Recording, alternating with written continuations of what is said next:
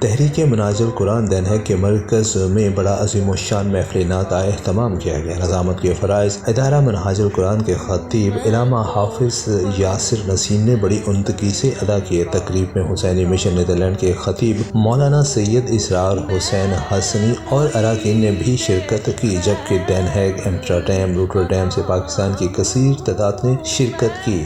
مقامی نعت خواں حاجی محمد صادق بٹ، سید جنید شاہ سکندر خان کے علاوہ پاکستان کے معروف بزرگ نعت خوان سید فصیح الدین سہروردی نے حضور سرور کائنات حضرت محمد مصطفیٰ صلی اللہ علیہ وآلہ وسلم اور آل محمد کے حضور شاندار نعتیہ خراج عقیدت پیش کیا اور ماحول کو خوشگوار بنا دیا۔ تمام شرکا نعرہ تکبیر، نعرہ رسالت، نعرہ حیدری اور درود و سلام کے ذکر کرتے رہے۔ شرکا نے محفل میلاد میں سید فصیح الدین سہروردی کی نعتیہ کلام سے بہت محفوظ ہوئے۔ کیمرہ مین کاشف نذیر کے ساتھ راجہ فاروق حیدر، INA نیوز، نیدرلینڈ۔